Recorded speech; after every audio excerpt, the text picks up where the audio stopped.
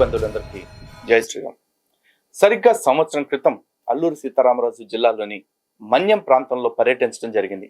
ఆ పర్యటించిన క్రమంలోనే మీ అందరికీ అప్పటి విశేషాలు తెలియజేశాం, అప్పటి భవిష్యత్ ప్రణాళిక కూడా తెలియజేశాం. అయితే అప్పటి నుంచి మనం చేస్తున్న పని, మనము ఇన్ ద సెన్స్ హిందూ జనశక్తి మరియు అక్కడ హిందూ నేషన్ ఫౌండేషన్ అనే సంస్థ కలిపి సంయుక్తంగా అక్కడ కార్యక్రమాలు చేస్తూ ఉన్నాము. ఆ సంస్థ వాళ్ళు ఆ ప్రాంతం వరకు చక్కగా పనిచేస్తూ ఉన్నారు. వాళ్ళతో కలిపి మేము కూడా కార్యక్రమాలు చేస్తున్నాం. ఎందుకంటే క్షేత్రస్థాయిలో పనిచేయడానికి సిద్ధంగా ఉంటే ఎవరితో అయినా కలిసి పనిచేయడానికి హిందూ జనశక్తికి ఎటువంటి అభ్యంతరాలు లేవు. సంతోషంగా కలిసి పనిచేస్తాం. ఆ సంస్థలకి తగిన సహకారం కూడా ఇస్తూ ముందుకు వెళ్తాం. అలాగే ఈ మన్యం ప్రాంతంలో జరుగుతున్న మత మార్పిడి మాఫియా కావచ్చు, లేకపోతే ఈ మత మార్పిడి గల కుట్రల విషయంలో కావచ్చు, మేము అక్కడ మా శక్తికి మించి ప్రయత్నం చేస్తూనే ఉన్నాం. అదేవిధంగా అక్కడే క్షేత్రస్థాయిలో ఉంటూ పనిచేస్తున్న హిందూ నేషన్ ఫౌండేషన్ రామకృష్ణ గారికి కూడా మేము మా వంతుగా సహకారం అందిస్తూ ఉన్నాం. అదేవిధంగా ఆయన కూడా అక్కడ స్థానికంగా మాక్సిమం కష్టపడుతున్నారు.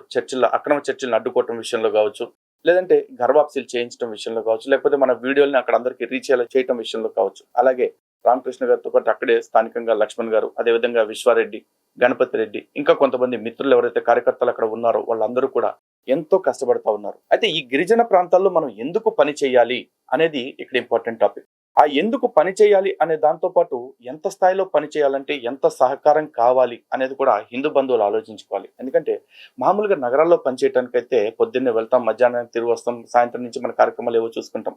కానీ మన్యం లాంటి డీప్ ఫారెస్ట్ లోకి వెళ్ళాలంటే అక్కడ సరైన సదుపాయాలు ఉండవు. విద్యుత్ కావచ్చు, లేకపోతే మొబైల్ నెట్వర్క్ కావచ్చు, ఏమి ఇతరత్ర. దాంతోపాటు అక్కడికి వెళ్ళిన తర్వాత అక్కడ వాళ్ళతో ఇంటరాక్ట్ అవ్వాలి అంటే గనక మనం అక్కడ చూపించాల్సిన హాస్పిటాలిటీస్ కూడా చాలా ఉంటాయి. కాబట్టి ఇవన్నీ ఖర్చుతో కూడుకుంది. పైగా ఇక్కడి నుంచి హైదరాబాద్ నుంచి అంత దూరం వెళ్ళటం, లేకపోతే అక్కడ స్థానికంగా తిరగటానికి కానీ చాలా ఖర్చులు అవుతాయి. కాబట్టి దీన్నంతా గమనించుకుని ఈ మన్యం ప్రాజెక్ట్ కోసం హిందూ బంధువులందరూ సహకరిస్తారని కోరుకుంటున్నాం. అయితే ఈ మధ్య కాలంలో జరిగిన అప్డేట్స్ మీకు చెప్పాలి. నిజానికి మన్యం ప్రాంతంలో మొన్న వెళ్ళినప్పుడు ఒక 10 కుటుంబాలని గర్భాప్సీ చేయడం జరిగింది. అతి త్వరలోనే మంచి వేడుకగా ఆ కార్యక్రమాన్ని నిర్వహిస్తాము. శాస్త్రోక్తంగా వాళ్ళందరినీ తిరిగి గర్భాప్సీ చేయిస్తాం. ఇప్పటికే వాళ్ళ పూజలు అన్ని స్టార్ట్ చేయడం కూడా జరిగింది. అదేవిధంగా అదే గిరిజన గ్రామాలలో మేము ఇప్పుడు సభలు కూడా నిర్వహిస్తా ఉన్నాం. హిందూ జనశక్తి, అదేవిధంగా హిందూ నేషన్ ఫౌండేషన్ కలిపి ఆ సభల ద్వారా ఆ గిరిజనులందరికీ కూడా అసలు మత మార్పిడి వాళ్ళ కుట్రలు ఏంటి, వాళ్ళ నాటకాలు ఏమిటి, వాళ్ళు ఏ విధంగా మిమ్మల్ని మోసం చేస్తున్నారు, ఏ విధంగా మీ సంస్కృతి సంప్రదాయాలకు దూరం చేస్తున్నారు అనే విషయాలన్నిటిపైన కూడా మాక్సిమం అవగాహన కల్పిస్తా ఉన్నాము. పల్లెల్లో కూడా విపరీతమైన చైతన్యం వస్తూ ఉంది. చాలా ఆనందంగా ఉంది. దానికి సంబంధించిన ఫొటోస్ లేకపోతే వీడియోస్ అవి కూడా చూడొచ్చు. అక్కడికి వెళ్ళినప్పుడు కేవలం ఈ చైతన్యపరిచే కార్యక్రమాలే కాకుండా వాళ్ళకి అక్కడ భగవద్గీతలు పంచడం కావచ్చు, లేకపోతే మన ధర్మం గురించి గొప్పతనం చెప్పటం, అదేవిధంగా దేవతా పటాలు ఇవ్వటం, వాళ్ళకి పూజను ఏర్పాటు చేయించడం. అంటే అక్కడ చాలా మందిని వీళ్ళు ఏం చేశారంటే ఈ మత మార్పిడి మాఫియాగాళ్ళు వెళ్ళిపోయి అక్కడ వాళ్ళని మీ దేవతలు వేరు, హిందూ దేవతలు వేరు అంటూ లేనిపోని కుట్రల్ని, లేనిపోని విషబీజాలని వాళ్ళ మెదళ్లలో నాటి వాళ్ళని కలుషితం చేసే ప్రయత్నం చేస్తున్నారు. అటువంటి వాళ్ళందరికీ కూడా నిజమైన గిరిజన సంప్రదాయాలు ఏంటి, సనాతన ధర్మంలో గిరిజన సంప్రదాయాలకు ఉన్న గొప్పతనం ఏమిటి అనేది తెలియచెప్పి వాళ్లకు తిరిగి ఆ పూజా విధిని ప్రారంభించేలాగా చేస్తూ ఉన్నాం. అయితే భవిష్యత్తులో కూడా అక్కడ మరిన్ని కార్యక్రమాలు చేయాల్సి ఉంది. వెళ్ళినప్పుడల్లా అక్కడ దేవతా పటాలు కావచ్చు, లేకపోతే వాళ్ళకి కావాల్సిన కొన్ని వస్తువులు కావచ్చు, లేకపోతే పూజా సామాగ్రి కావచ్చు, ఇవన్నీ ఇవ్వాల్సి ఉంటుంది. కాబట్టి ఈ కార్యక్రమాల యొక్క విస్తృతిని, కార్యక్రమాల యొక్క అవసరాలని మీకు తెలియజేస్తా ఉన్నాము. ఇప్పటికీ చాలా మంది అంటూ ఉంటారు క్షేత్రస్థాయిలో పోరాటం చేయాలి, క్షేత్రస్థాయిలో పని చేయాలని చెప్పేసి.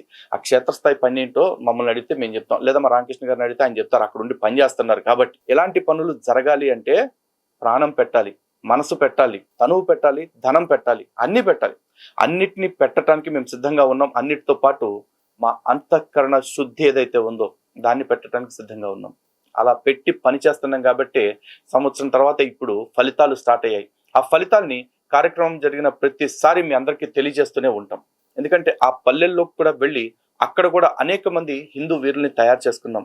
ఆ గిరిజన సోదరులే ఈరోజు మన ధర్మం కోసం పనిచేయటం కోసం వాళ్ళందరూ వచ్చారు. అలాంటి వాళ్ళందరినీ కూడా నిత్యం చూసుకోవాల్సిన బాధ్యత ఒక అధ్యక్షుడిగా నా పైన ఉంటుంది.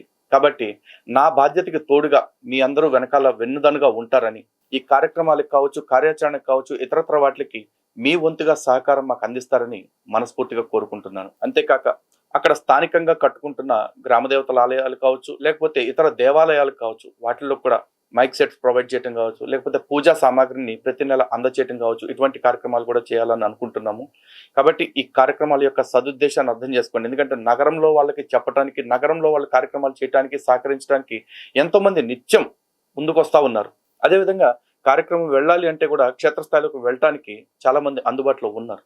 కానీ గిరిజన ప్రాంతాల్లోకి మారుమూల పల్లెల్లోకి వెళ్ళాలంటే మాత్రం ఖచ్చితంగా దానికి వేరే రకాల మనుషులు కావాలి. ఎందుకంటే ఒక్కసారి మన్యంలోకి వెళ్తే కనీసం 3-4 రోజుల పాటు మళ్ళీ సిగ్నల్ ఉన్న ఏరియాలోకి రావడానికి కూడా కొన్నిసార్లు వీలు పడట్లేదు. కాబట్టి అటువంటి గిరిజన ప్రాంతాల్లో ఇంకా బలంగా పని చేయగలిగేలా మా శక్తిని పెంచుతారని కోరుకుంటా ఉన్నాను. ఎందుకంటే మాకు ఏ అవసరం ఉన్నా సరే అడ్డమైనోడి కాళ్ళు పట్టుకోకుండా, లేకపోతే అడ్డదారులు తొక్కే అవసరం లేకుండా మాకు సహకరిస్తుంది మీరే కాబట్టి మళ్ళీ సహకరిస్తారని మనస్ఫూర్తిగా కోరుకుంటున్నాను. మన ధర్మాన్ని కాపాడుకోవటం కోసం హిందూ జనశక్తికి తోడుగా మీరు నిలబడండి. జై శ్రీరామ్. భారత్ మాతాకి జై.